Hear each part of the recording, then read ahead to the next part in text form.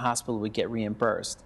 The situation is somewhat different in Pennsylvania, and so that reimbursement for the uninsured in various in-hospital-based settings is different. I think that this work is probably best done when it's based in the community. We were working in Boston in a hospital setting because it was traditionally the place that took care of poor people.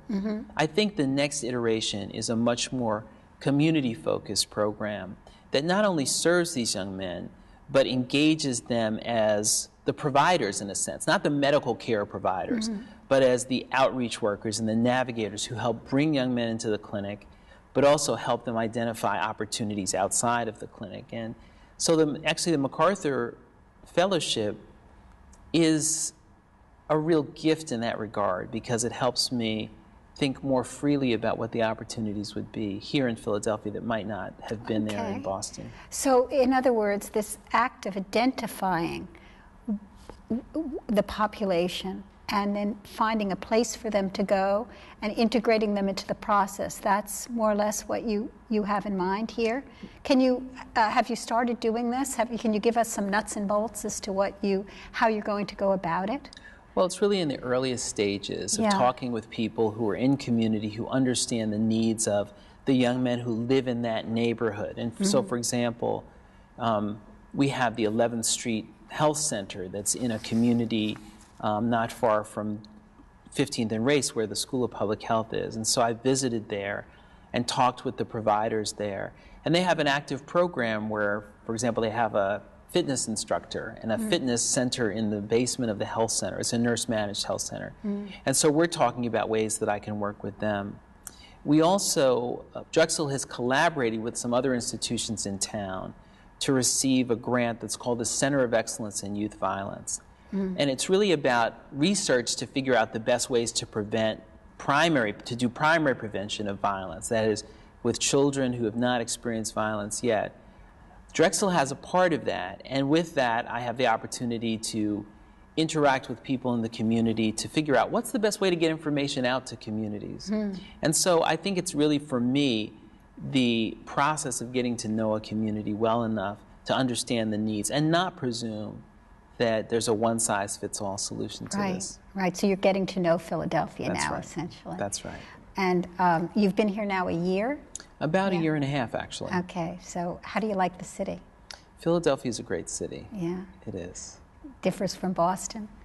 It is different from Boston. I think it's a much more diverse city than Boston, and that feels welcoming to me.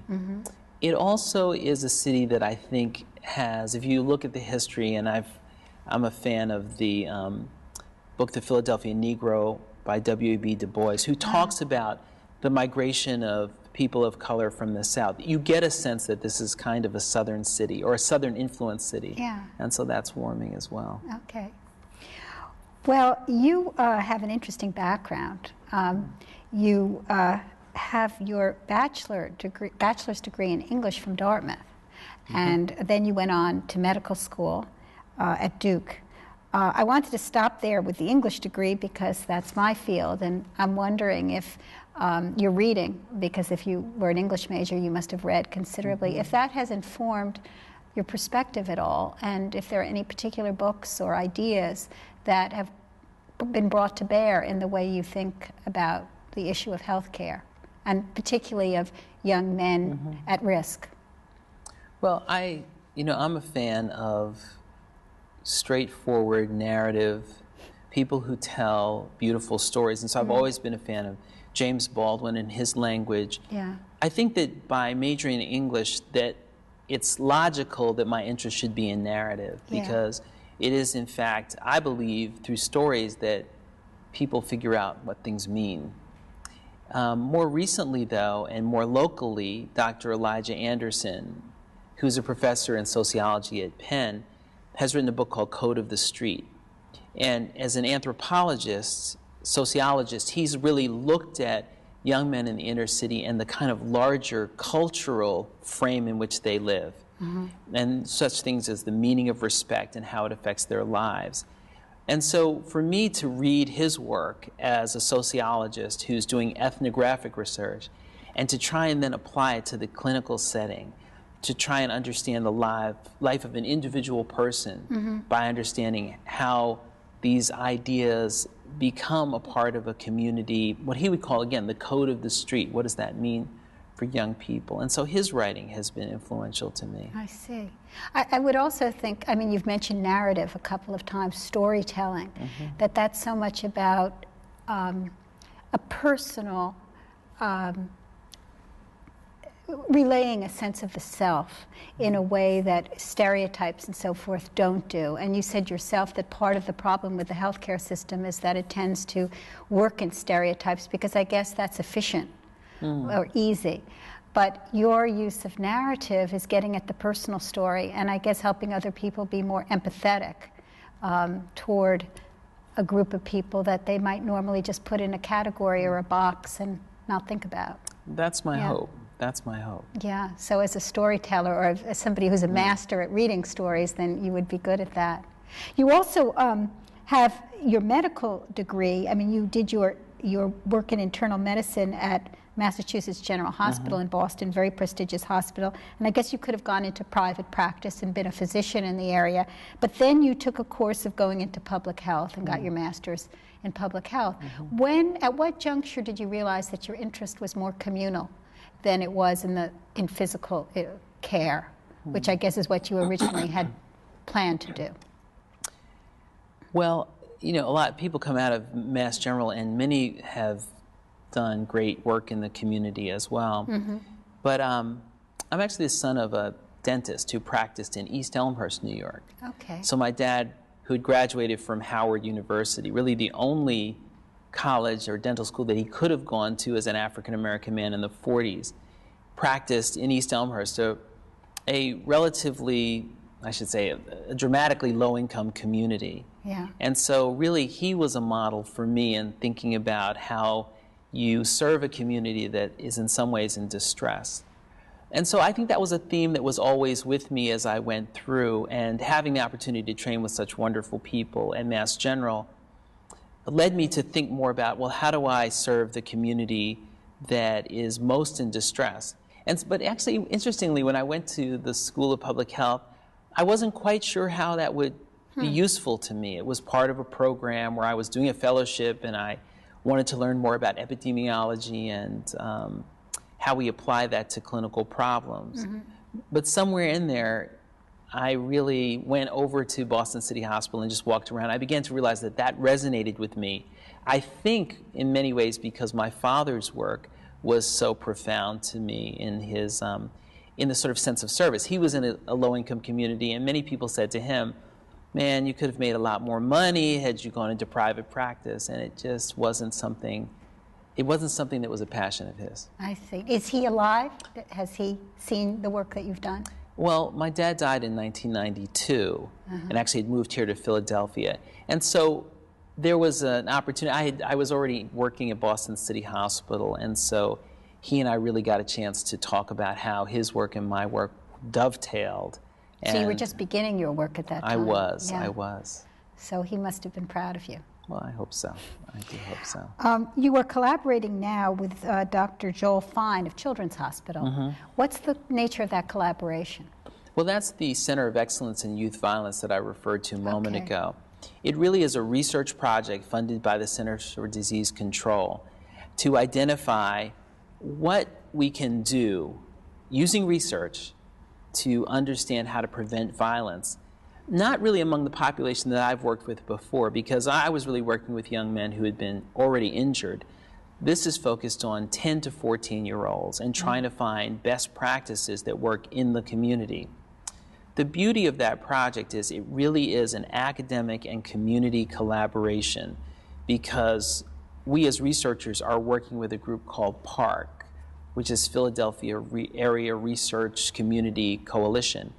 And they're all very much a part of the leadership of the study, so that they really bring a community face to this idea of community-based participatory research. So we're all working together.